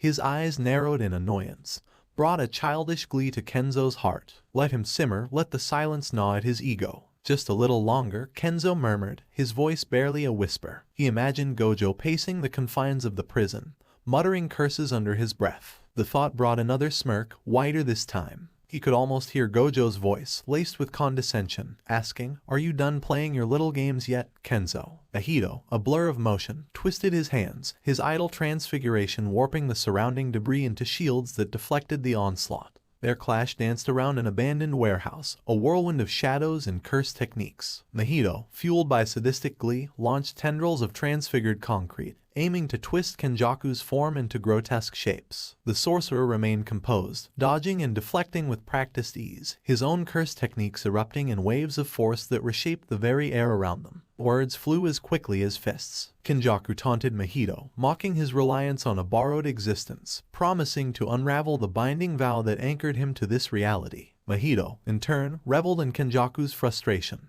relishing the fear he saw flickering in the ancient being's eyes. But this wasn't a mere brawl. Kenjaku, ever the strategist, observed. He noted Mahito's reliance on brute force, his predictable transfigurations, the subtle tremor in his form when his attacks were countered. He searched for openings, for weaknesses in the binding vow, for a way to sever the very foundation of Mahito's existence. Mahito, too, wasn't just attacking. He probed Kenjaku's defenses, trying to discern the true nature of his being, searching for vulnerabilities in the layers of cursed techniques and ancient knowledge. He whispered insidious doubts, exploiting insecurities buried deep within Kenjaku's millennia-old heart. The battle evolved, their techniques interweaving in a macabre ballet. Mahito transfigured the very ground beneath Kenjaku, attempting to bind him, while the sorcerer countered with intricate chains of cursed energy, seeking to sever Mahito's connection to his anchor. Mahito, a twisted grin plastered on his porcelain mask, danced towards Kenjaku. His nimble steps barely touched the ground, anticipation radiating from him like heat waves. Every inch of him screamed predator, his eyes gleaming with the thrill of the hunt. Kenjaku, however, remained immovable. A statue carved from shadows, his gaze never left Mahito. He knew the boy's game all too well, a single touch, and his idle transfiguration could twist Kenjaku's very being into a grotesque mockery. Suddenly, the air above Mahito shimmered. Razor-sharp claws materialized from thin air, aimed at the curse's head in a swift, silent strike. He barely avoided the attack, a surprised gasp escaping his lips as he twisted mid-air, landing gracefully a few feet back. Kenjaku raised a hand, and the spectral claws dissipated. Playing coy, Mahito. His voice was a cold whisper, devoid of emotion. "Perhaps you underestimate my caution." Mahito's grin faltered for a moment, replaced by a flicker of annoyance. He knew better than to underestimate Kenjaku, but the prospect of finally getting his hands on him fueled his fervor. With a snarl, he launched himself forward again, aiming not for a touch, but to close the distance. Kenjaku reacted instantly. Walls of swirling cursed energy erupted from the ground, blocking Mahito's path. The young curse slammed into the barrier, his surprise evident as it held firm. Kenjaku didn't waste the opportunity. Tendrils of darkness slithered towards Mahito, each imbued with a cursed technique designed to hinder and harm. One whipped around his leg, trying to trip him, another crackled with electricity, aiming to stun. Mahito, agile as ever, contorted his body, dodging the tendrils with practiced ease. He spat a glob of transfigured saliva, aiming to corrupt the cursed energy itself. Kenjaku, anticipating this, simply dissolved the tendrils as they neared, preventing the corruption from spreading. The dance continued, a deadly game of cat and mouse played out in bursts of cursed energy and desperate lunges. Kenjaku used his vast knowledge of techniques to keep Mahito at bay, never allowing him close enough for a touch. Mahito, frustrated yet undeterred, adapted his tactics, exploiting weaknesses in Kenjaku's defenses, searching for an opening. The air crackled with tension, the outcome hanging in the balance. Would Mahito manage to land a touch, forever altering Kenjaku's form? Or would the ancient sorcerer's strategic defenses hold, forcing the playful curse to retreat? A chilling laugh echoed through the crumbling warehouse as Mahito's words hung heavy in the air. "You can't run forever, old man." his porcelain mask distorted further, mirroring the growing frustration beneath. As his words fell, the floor beneath him rippled, the concrete seemingly twisting in response to his will. It flowed like molten metal, solidifying into smooth, obsidian tendrils that shot towards Kenjaku, seeking to ensnare him like grasping vines. Kenjaku, ever the enigmatic figure, remained perched atop his airborne curse technique, seemingly unaffected by the shifting terrain. A faint smile played on his lips as he observed the display. Fascinating indeed, he mused, more to himself than Mahito. This manipulation of inanimate objects, and the enhanced shadow soldiers. The influence of Kenzo's power amplifies your transfiguration. His amusement only fueled Mahito's fury. With a growl that ripped through the smoke-filled air, he reached within himself, twisting his own soul with a surge of cursed energy. Razor-sharp obsidian wings materialized from his back, propelling him skyward in a blur of black and fury. This time, his aim was true,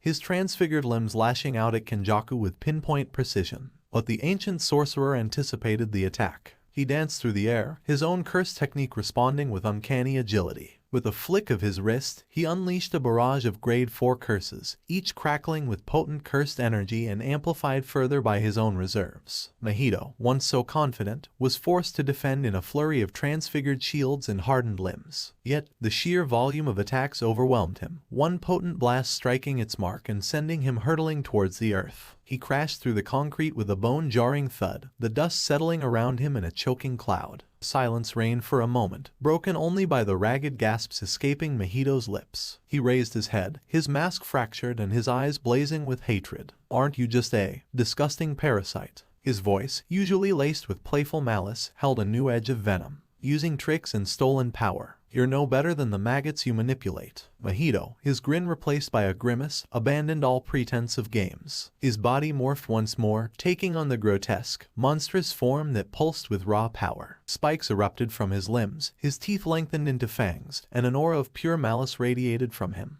This was his true killing form, defense and offense boosted to their maximum. Kenjaku, ever the observer, raised an eyebrow, genuine surprise flickering across his usually stoic face. "Evolved indeed," he murmured, a rare note of admiration coloring his voice. "Show me the fruits of your cursed evolution, Mahito." The young curse wasted no time. He blurred forward, leaving an afterimage in his wake. One moment he was across the room, the next his grotesque hand was inches from Kenjaku's face. A powerful kick followed, a torrent of cursed energy and raw power aimed to send the ancient sorcerer flying. Kenjaku reacted with preternatural speed, deflecting the kick with a raised forearm. Yet, the force sent him hurtling backwards, skidding across the rough concrete. Dust and debris rained down as he came to a halt, a slight grimace momentarily replacing his calm facade.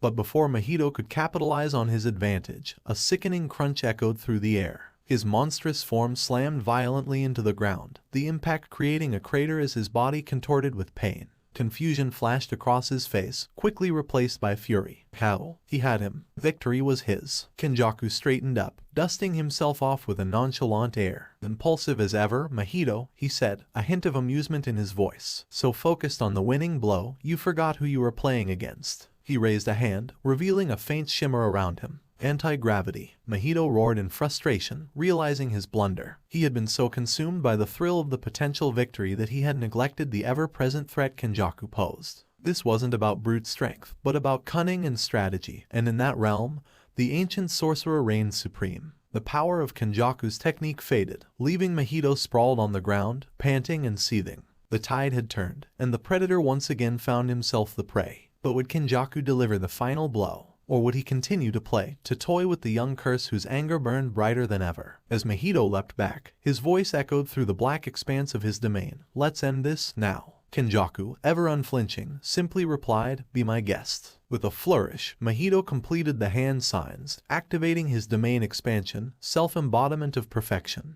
Darkness bloomed around them, swallowing Kenjaku whole. In the blink of an eye, the world contorted into a macabre landscape dominated by a colossal, flower-like structure. Giant black hands, their fingers impossibly long and sharp, reached inwards, their tips interlaced to form a suffocating net. Kenjaku found himself trapped, the domain amplifying Mahito's idle transfiguration to its fullest potential. But Kenjaku, never one to be outmaneuvered, countered with his own domain expansion, womb profusion. The darkness shimmered, revealing a towering monument formed from a grotesque amalgamation of twisted faces, each radiating immense cursed energy. This was a manifestation of Kenjaku's power, a chaotic labyrinth within which he held complete control. The two domains clashed, their boundaries grinding against each other like tectonic plates. Kenjaku's faces writhed and snarled, spewing streams of cursed energy that lashed at the encroaching hands of Mahito's domain. The air crackled with the raw power of their conflicting techniques, the entire warehouse shuddering under the strain.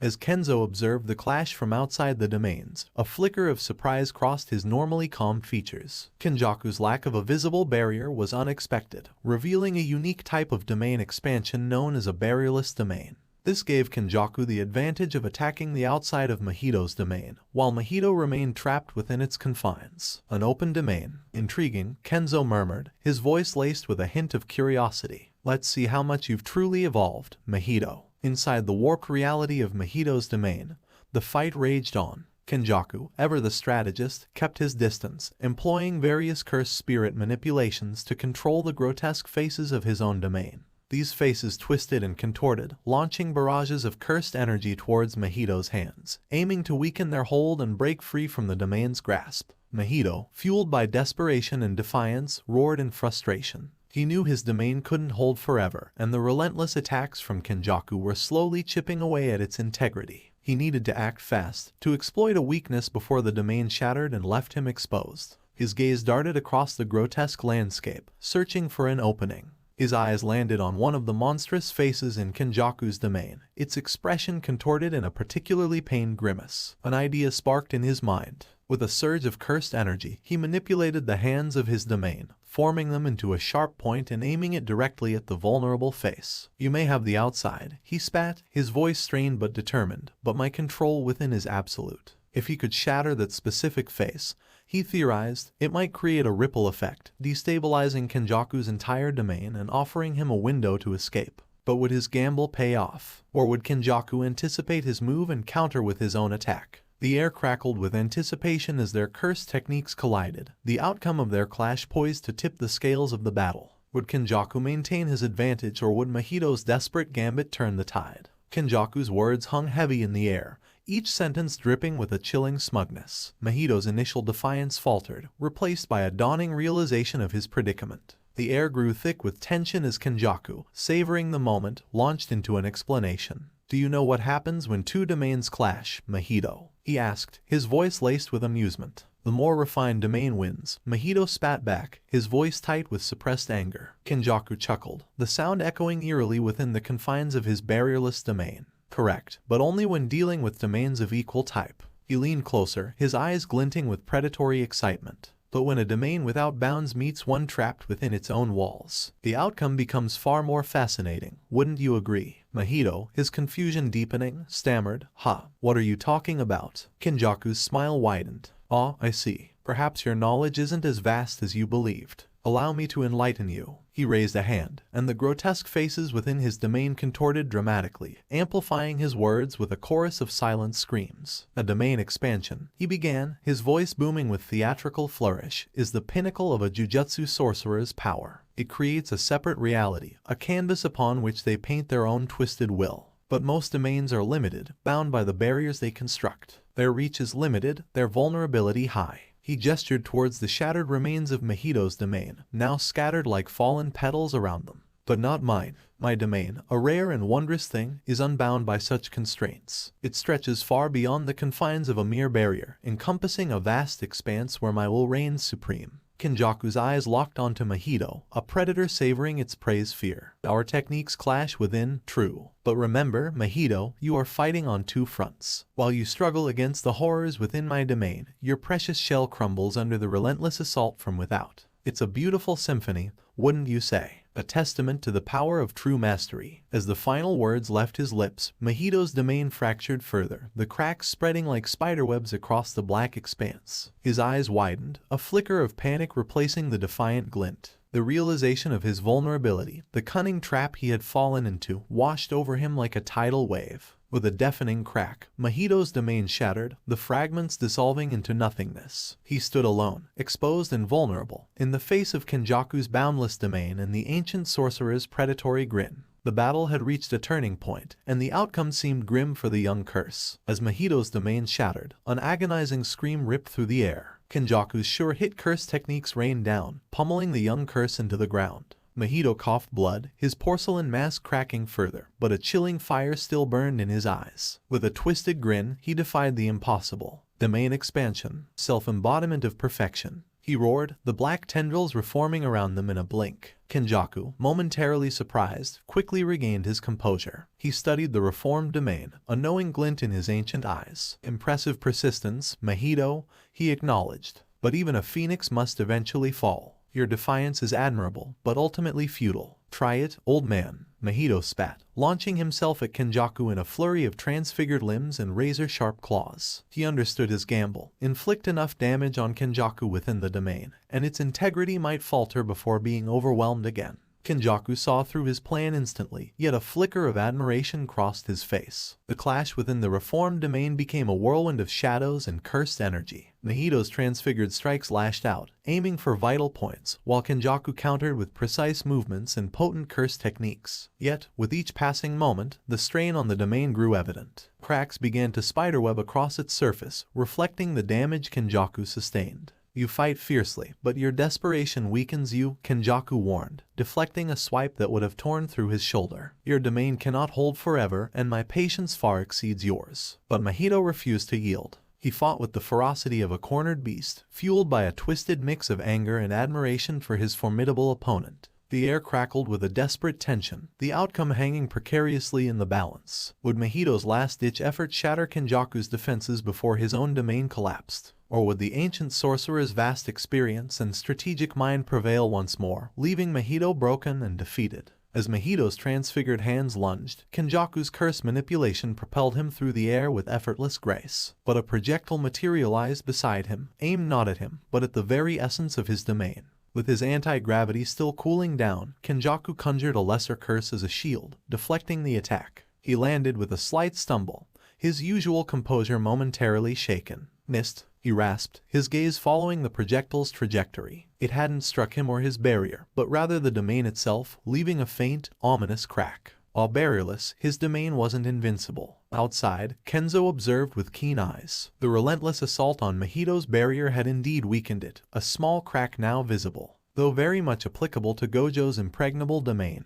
this knowledge held potential for other situations. Understanding the danger, Kenjaku unleashed a barrage of potent techniques, aiming to shatter Mahito's domain before the weakness could be exploited further. The air crackled with cursed energy, shaking the warehouse. Emboldened, Mahito retaliated with renewed vigor. He manipulated the domain itself, transforming it into a weapon, sharp tendrils lashing out at Kenjaku. The domain became a battleground, reflecting their inner conflict. But Kenjaku, centuries of experience honed into tactical brilliance, wouldn't be easily outmaneuvered. He adapted, his manipulations weaving through the shifting landscape. He knew another hit like the first could be fatal, even for a barrierless domain. The battle raged, the outcome hanging precariously. Would Kenjaku's relentless assault prevail, leaving Mahito crushed? Or would Mahito capitalize on the crack, turning the tables on the ancient sorcerer in a surprising display of cunning?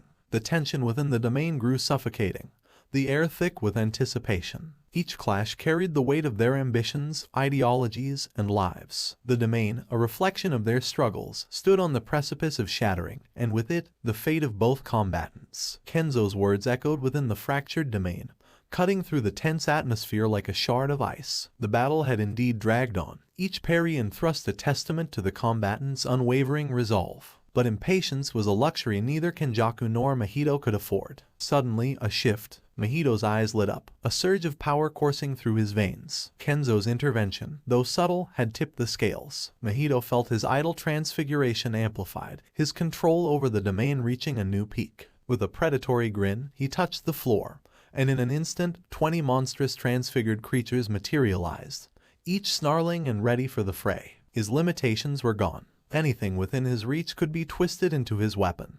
His domain now a twisted menagerie of his warped imagination. He unleashed his creations, a wave of teeth, claws, and grotesque forms crashing towards Kenjaku. But the ancient sorcerer didn't flinch. Instead, a curious smile played on his lips. He saw in this display not desperation, but desperation's twisted cousin, audacity. Mahito, cornered and amplified, was throwing everything he had at the wall, hoping something would stick. Kenjaku, ever the observer, raised a hand, his grin widening. Fascinating, he murmured. A desperate gamble, but one fueled by a power you barely understand. Let's see how long you can sustain it. With a flick of his wrist, he unleashed his own curse technique. The grotesque faces within his domain contorted, their expressions shifting from pain to amusement. They spewed forth torrents of cursed energy, not to break the domain, but to disrupt it, to sow chaos within the very fabric of Mahito's control. The battleground trembled. Mahito's transfigured creations stumbled, their forms flickering inconsistently as Kenjaku's attack clashed with their essence. The domain itself pulsed erratically, reflecting the internal struggle for dominance. Mahito, his eyes blazing with manic intensity, roared in defiance. He poured every ounce of his newfound power into maintaining control, his hands constantly moving, transfiguring the very ground beneath him to reinforce his creations, to counter Kenjaku's assault. The air crackled with raw power, the domain a battleground of conflicting energies. Would Mahito's amplified power, fueled by desperation and Kenzo's intervention, be enough to break Kenjaku's domain? Or would the ancient sorcerer's experience and cunning prevail, crushing Mahito's gamble under the weight of his superior control? The outcome hung in the balance, the fate of the battle teetering on the edge of a knife. The air grew thick with anticipation, the silence broken only by the clash of cursed energies and the guttural roars of transfigured creature. The abrupt collapse of Kenjaku's domain left a stunned silence in its wake. The only sound was the ragged breaths of both combatants, momentarily suspended in disbelief. Mahito, his porcelain mask cracking further with his manic grin, savored the unexpected victory. This was his chance, his twisted vindication against the ancient sorcerer who had played him for so long. His sure-hit curse technique surged back into effect, and with a predatory glint in his eyes, he unleashed a barrage of attacks at the exposed Kenjaku. The air crackled with cursed energy as Kenjaku, caught off guard, scrambled to defend himself. Meanwhile, outside the shattered domain, Kenzo watched with a contemplative frown. In his hand, the prison realm pulsed with a dark energy, a powerful artifact capable of holding even the most formidable cursed spirits. His gaze lingered on the swirling energy, then shifted towards the broken domain.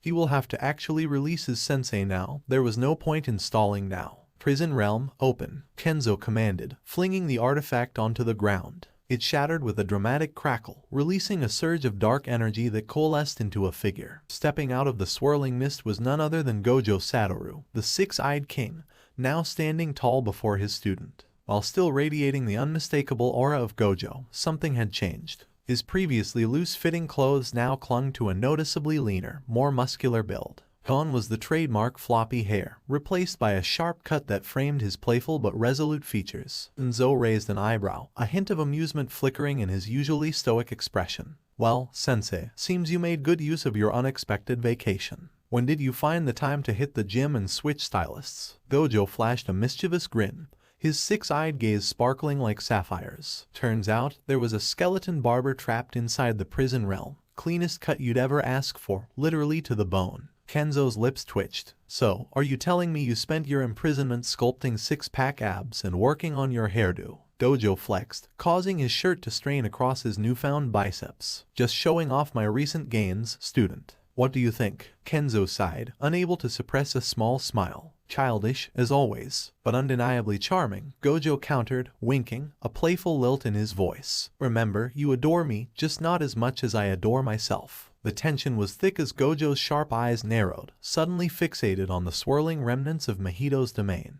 Who's that? He demanded, his voice losing its usual playful lilt. Kenzo, ever the pragmatist, filled him in. Mahito's domain. He's currently battling the one who took over your friend. Gojo's expression shifted from surprise to recognition. Oh, the patchy-faced curse. So, he's finally made his move. Kenzo nodded, a deep furrow etching his brow. No, he is my shadow soldier now. A beat of silence passed, charged with unspoken emotions. Then, Gojo turned to Kenzo with a mischievous grin. Popcorn? I'm thinking this needs front row seats. Kenzo's sigh was as much exasperated as fond. Honestly, Satoru, I don't know why I expect anything different from you. Gojo's grin widened. No need to change when you're the strongest, right? Kenzo scoffed. About that, he said, his voice gaining a playful edge. I believe I can currently beat the living daylights out of you, even while passively negating your infinity. Gojo's eyes widened in mock surprise. Well, damn, student. You are a quick learner. He stretched languidly, his joints popping with exaggerated cracks. Alright then, let's put that theory to the test. Right now. Kenzo raised an eyebrow. Are you really that eager to bite the dust? Gojo shrugged, his grin unwavering.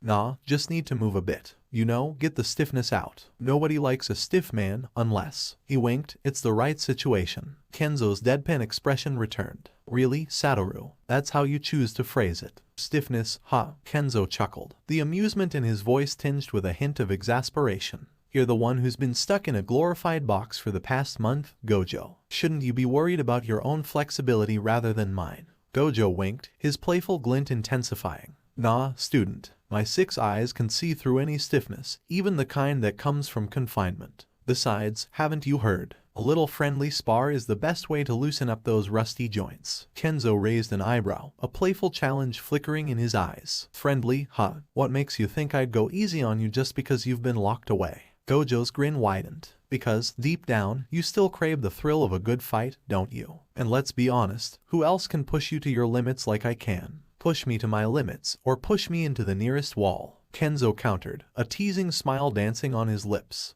Both, perhaps, Gojo chuckled, his eyes sparkling with mischief. Think of it as a warm-up before the main event. Besides, who knows, maybe you'll finally manage to land a hit on your ever-so-elusive teacher. Bet, Kenzo challenged, a playful glint in his eyes. In a blur of motion, he vanished and reappeared inches before Gojo, landing a well-aimed kick that sent the sorcerer skidding across the dusty warehouse floor. Their playful sparring had escalated faster than either anticipated. Gone were the taunts and jests, their expressions hardened into masks of focused intensity. Gojo, typically the dominant force, found himself struggling against Kenzo's newfound prowess. Their hands, usually a whirlwind of unpredictable attacks, met in precise blocks and counters. Every movement from Kenzo seemed effortless, yet carried the deadly grace of a honed predator. Years of dedicated training under Gojo's tutelage had paid off. While his teacher relied on the absolute defense of his infinity, Kenzo had perfected the art of hand-to-hand combat, weaving through the gaps in Gojo's barrier with practiced ease. His punches and kicks, infused with potent mana, landed with bone-jarring force, forcing Gojo to abandon his usual carefree fighting style